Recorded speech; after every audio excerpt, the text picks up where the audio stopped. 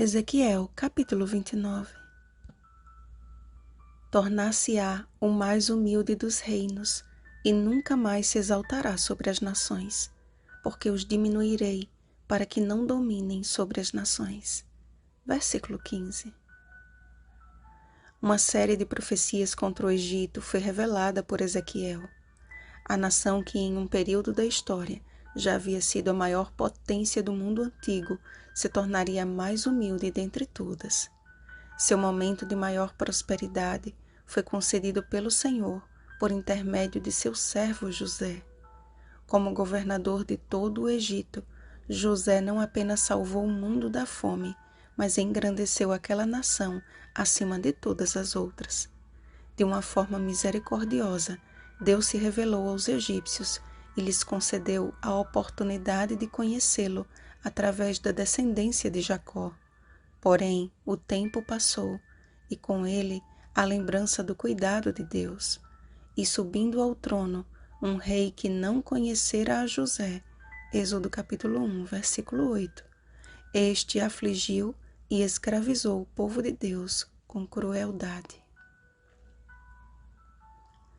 O Senhor então levantou outro grande homem no Egito. Enquanto José foi usado para fortalecer a nação e levar a sua família para aquele país, Moisés recebeu a dura missão de libertar o seu povo e ser o porta-voz de Deus no derramamento das pragas sobre o Egito. A nação foi devastada devido à teimosia de Faraó, até que ele libertasse os hebreus.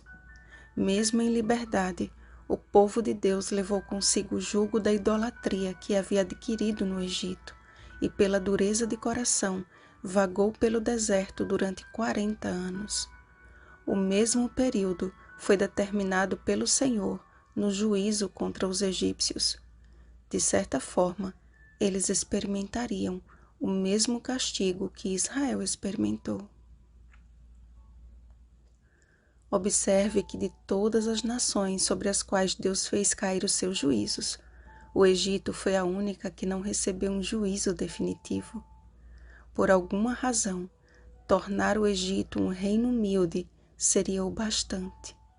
A prova maior é que até hoje o Egito perdura como uma nação independente, mas sem destaque diante das demais, declarando, mesmo sem intenção, que o Senhor é Deus e que a sua palavra é fiel e verdadeira. Assim como um dia José e sua família receberam asilo temporário no Egito, outro José também encontraria naquela nação um abrigo provisório.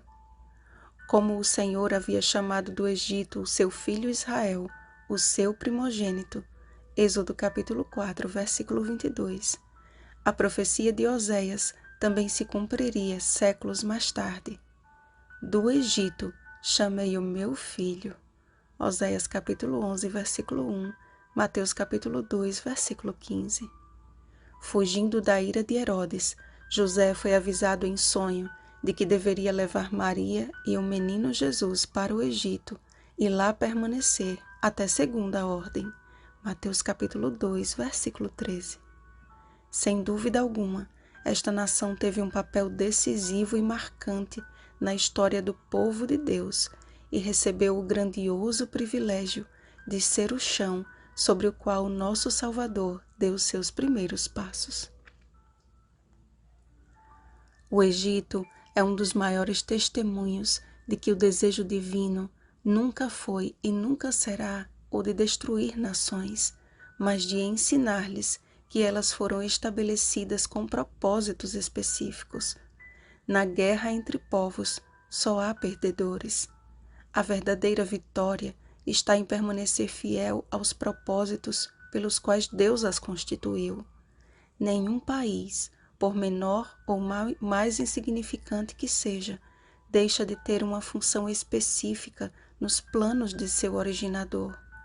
Não é sem razão que a mensagem do Evangelho eterno deve ser pregada a cada nação e tribo e língua e povo. Apocalipse capítulo 14, versículo 6. Todos, sem exceção, são convidados à prática do dever, Eclesiastes capítulo 12, versículo 13.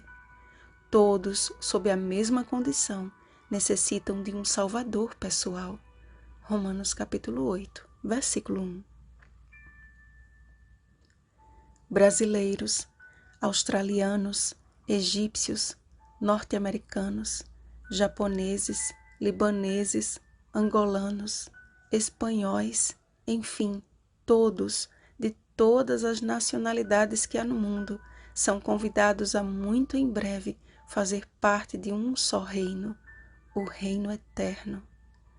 Como um só povo, o Senhor nos reunirá dos quatro ventos, de uma a outra extremidade dos céus. Mateus capítulo 24, versículo 31. Ajuntará os seus fiéis. Apocalipse capítulo 14, versículo 12. Diante do Rei dos Reis e Senhor dos Senhores. Apocalipse capítulo 19, versículo 16. E com sua destra vitoriosa nos levará em direção à pátria que abrigará o trono do universo. Como João, que possamos desejar, sonhar, apressar e clamar por este dia. Amém. Vem, Senhor Jesus. Apocalipse capítulo 22, versículo 20. Vigiemos e oremos. Bom dia, cidadãos da Pátria Celestial. Oremos pelos países que têm sido assolados pela enfermidade e pela guerra, e para que, cheios do Espírito Santo, sejamos instrumentos de Deus na proclamação do Evangelho a todo o mundo. Rosana Garcia Barros.